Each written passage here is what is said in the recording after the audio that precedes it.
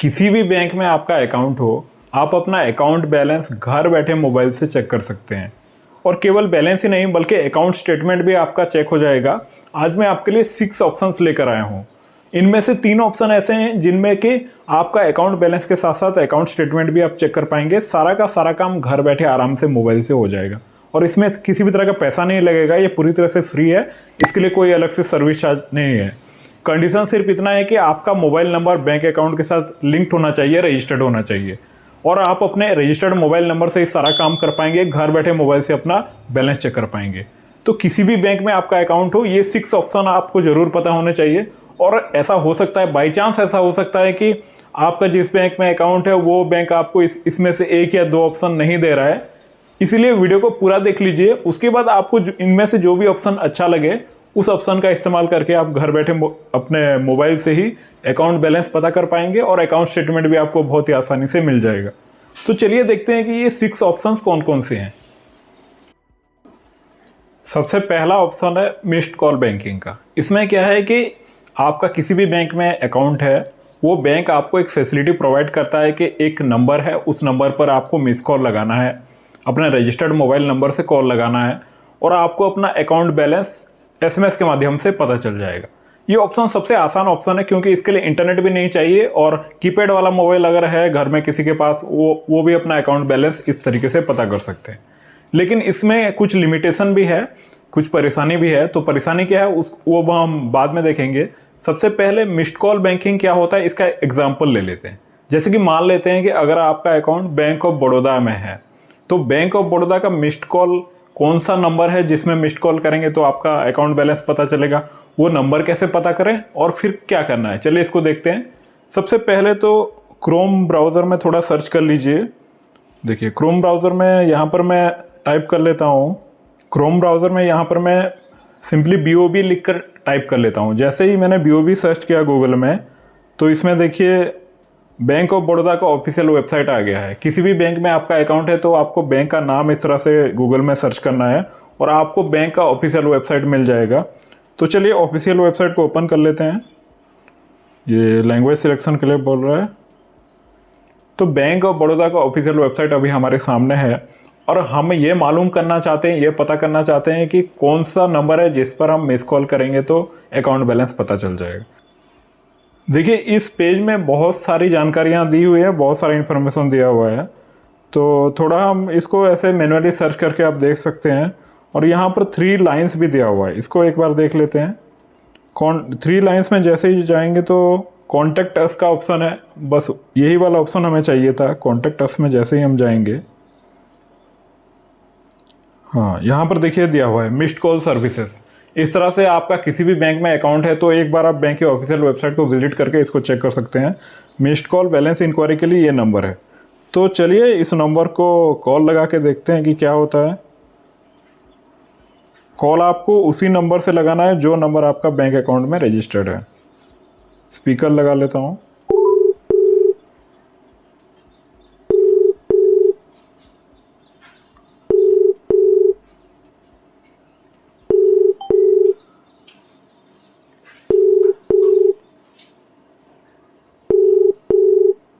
देखिए कॉल अपने आप डिस्कनेक्ट हो गया और मैसेज भी आ चुका है।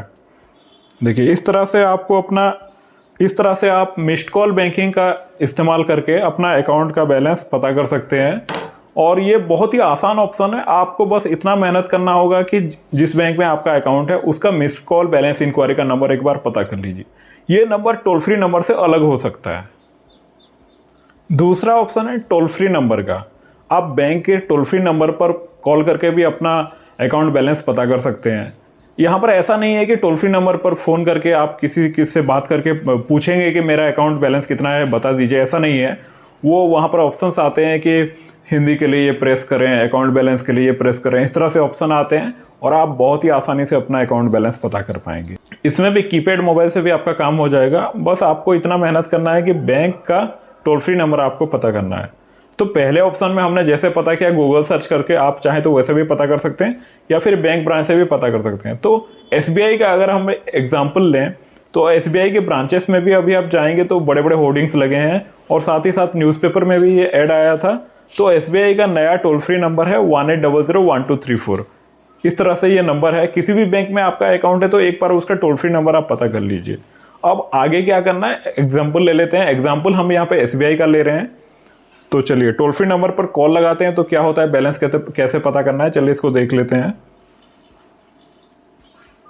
18001234 ये SBI का टोल फ्री नंबर है और ये रजिस्टर्ड मोबाइल नंबर से ही इस नंबर पर कॉल लगाना है। चलिए स्पीकर लगा लेता हूँ।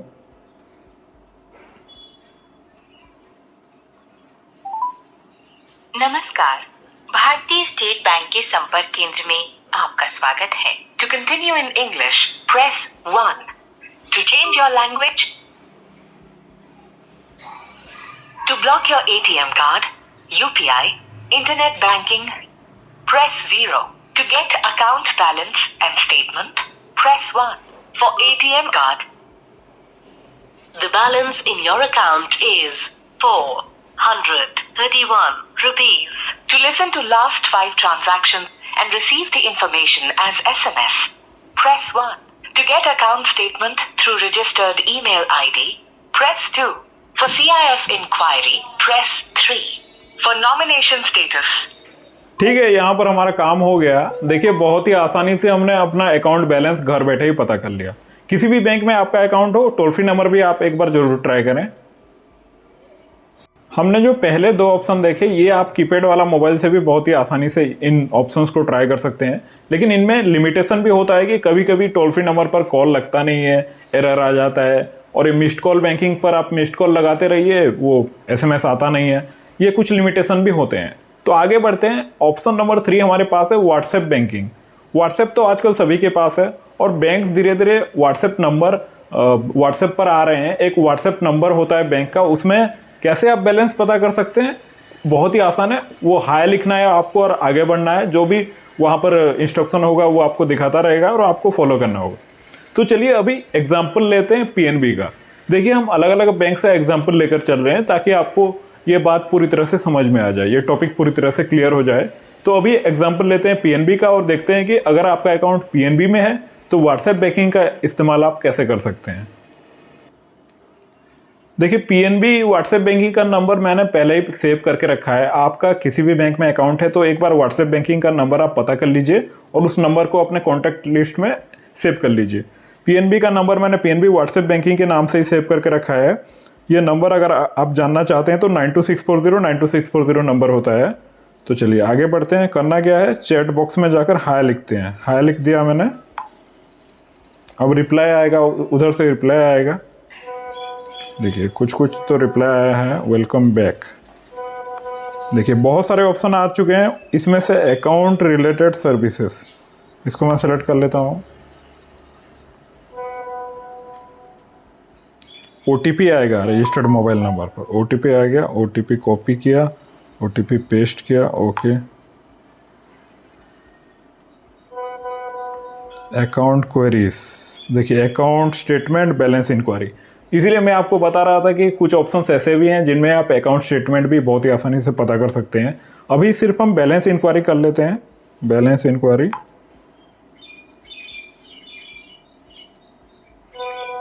Account number. और अब आपके एक से ज़्यादा अकाउंट है, जैसे कि लोन अकाउंट चल रहा है, करंट अकाउंट चल रहा है, सेविंग्स अकाउंट चल रहा है, तो वो सारा कुछ आपको मिल जाएगा। अकाउंट नंबर को मैं सेलेक्ट कर लेता हूँ और इसको ओके कर लेते हैं। देखिए यहाँ पर बैलेंस दिखा दिया है। इस तरह से आप बहुत ही आसानी से अपना अकाउंट बैलेंस पता कर सकते हैं। ऑप्शन नंबर 4 है ई स्टेटमेंट फैसिलिटी। इसमें क्या है कि आपको अपना ईमेल आईडी बैंक अकाउंट के साथ लिंक कराना पड़ेगा। सिर्फ लिंक कराने से भी काम नहीं चलेगा। ईमेल आईडी आपको अकाउंट स्टेटमेंट के लिए, ई स्टेटमेंट के लिए रजिस्टर कराना पड़ेगा। ये काम आप बैंक ब्रांच में जाकर बहुत ही आसानी से करा सकते हैं। एक बार आपने अपना ईमेल आईडी को लिंक करा लिया, रजिस्टर करा लिया अकाउंट के साथ, तो होता यह है कि मंथली आपको अपना अकाउंट स्टेटमेंट ईमेल के माध्यम से मिल जाएगा। एक PDF फाइल होगा, उसमें एक पासवर्ड लगा होगा और आप अपना अकाउंट स्टेटमेंट इजीली इस तरह से आपको मिल जाएगा। देखिए कई बार होता यह है कि बहुत सारे ट्रांजैक्शन हमारे अकाउंट में हो जाते हैं और हम पता करना चाहते हैं, मंथली बेसिस पर जानना चाहते हैं कि कैसे हम अपना एक रिकॉर्ड रखें। तो हर महीने आपको अपना ईमेल आईडी पर अकाउंट स्टेटमेंट मिलता रहेगा। अगर आप ITR वगैरह फाइल करते हैं तो उसमें भी ये काम आ जाएगा। तो ये कैसे होता है, चलिए यहाँ पर बैंक ऑफ बड़ौदा का एग्जाम्पल ले लेते हैं। बैंक ऑफ बड़ौदा अकाउंट में मैंने अपना ईमेल आईडी रजिस्टर कराया हुआ है अकाउंट स्टेटमेंट के लिए। तो कैसे होता है ये अकाउंट स्टेटमेंट, कैसे आता है, चलिए इसको देखते हैं। देखिए बैंक ऑफ बड़ौदा की तरफ से ये मेल आया हुआ है, 8 अगस्त का ये मेल है और जुलाई 2024 का ये अकाउंट स्टेटमेंट है। तो इस तरह से एक महीने का जिस महीने का account statement next month mail के माध्यम से आ जाता है, यहाँ पर दिया हुआ है। देखिए मैंने इसको हिंदी में कराया हुआ था, इसलिए हिंदी में पूरा ये लिखा हुआ आ रहा है। और नीचे थोड़ा चलेंगे तो देखिए एक पीडीएफ फाइल है। इस पीडीएफ फाइल को आप डाउनलोड कर लीजिए और आपका बैंक ऑफ बड़ौदा में यहाँ पर मेरा जितना भी अकाउंट चल रहा है उन सभी का अकाउंट स्टेटमेंट एक साथ पीडीएफ फाइल के रूप में मुझे बहुत ही आसानी से मिल जाएगा। मुझे यहाँ पर कुछ याद रखने की जरूरत भी नहीं है, हर महीने मेरे मेल आईडी पर ये आता रहेगा। देखिए आज के समय में आपके हाथ में एंड्रॉयड मोबाइल है और प्ले स्टोर पर जाएंगे तो आपको अपने बैंक का मोबाइल बैंकिंग ऐप भी मिल जाएगा। आजकल हर बैंक के पास अपना मोबाइल बैंकिंग ऐप है, जैसे कि एसबीआई का योनो ऐप है, पीएनबी का पीएनबी वन ऐप है, बीओबी का बीओबी वर्ल्ड ऐप है, यूनियन बैंक का व्योम ऐप है। इस तरह से अलग अलग ऐप्स हैं। इन ऐप्स के माध्यम से भी आप अपना अकाउंट बैलेंस चेक कर पाएंगे और पासबुक देख पाएंगे और अपना अकाउंट स्टेटमेंट भी पीडीएफ फाइल के रूप में डाउनलोड कर पाएंगे। इसमें कोई पैसे नहीं लगते हैं, अकाउंट बैलेंस चेक करने के लिए, अकाउंट स्टेटमेंट के लिए आपको कोई पैसे नहीं लगेंगे। तो मोबाइल बैंकिंग ऐप आपको एक बार जरूर ट्राई करना चाहिए। और अगर आपको फिर भी डर लग रहा है कि कहीं पैसा इधर का उधर ना हो जाए, कहीं फ्रॉड ना हो जाए, तो आप जब मोबाइल बैंकिंग के लिए रजिस्टर कराएंगे तो उसमें आपको व्यू ओनली का एक ऑप्शन भी मिलेगा। उसमें 2 ऑप्शन होते हैं, एक होता है व्यू ओनली, एक होता है ट्रांजैक्शन फैसिलिटी। तो आप व्यू ओनली ऑप्शन के साथ जाइए और आप सिर्फ अपना अकाउंट स्टेटमेंट वगैरह देखिए, अकाउंट बैलेंस देखिए, उसमें आप ट्रांजैक्शन नहीं कर पाएंगे। फिर बाद में आपको लगेगा कि ट्रांजैक्शन भी करना इसमें आसान है, तो आप ट्रांजैक्शन फैसिलिटी को एनेबल करा लीजिएगा। तो आप अपना किसी भी बैंक में आपका अकाउंट है तो मोबाइल बैंकिंग ऐप कौन सा है उसको भी आप एक बार जरूर ट्राई करें। तो चलिए एक एग्जांपल ले लेते हैं एसबीआई योनो ऐप का। इसमें अगर आपको अपना अकाउंट बैलेंस चेक करना होगा तो कैसे करेंगे कि योनो ऐप में मैंने लॉगिन कर लिया है। अब यहाँ पर अकाउंट्स का ऑप्शन है, अकाउंट्स को मैं सेलेक्ट कर लेता हूँ।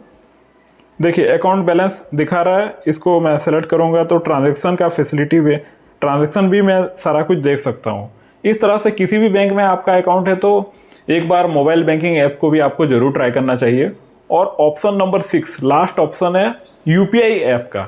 आजकल तो यूपीआई ऐप का ज़माना है, आप कोई भी यूपीआई ऐप इस्तेमाल करते हैं, जैसे कि पेटीएम है, फ़ोनपे है, गूगल पे है, तो उसमें अकाउंट बैलेंस चेक करने का ऑप्शन आपको ईजिली मिल जाता है। इसका मैं आपको कोई डेमो, कोई एग्जाम्पल नहीं दिखाने वाला हूँ, क्योंकि आप खुद समझदार हैं, आप खुद उसको फाइंड आउट कर लेंगे। सारे ऑप्शन में से कौन सा ऑप्शन आपको सबसे बेस्ट लगा और कौन सा ऑप्शन सबसे बेकार लगा, वो आप कमेंट सेक्शन में ज़रूर बताएं। और इस वीडियो को एक लाइक कर दीजिए, चैनल के साथ जुड़े रहने के लिए चैनल को भी सब्सक्राइब कर दीजिए। मिलते हैं नेक्स्ट वीडियो में, धन्यवाद, नमस्कार।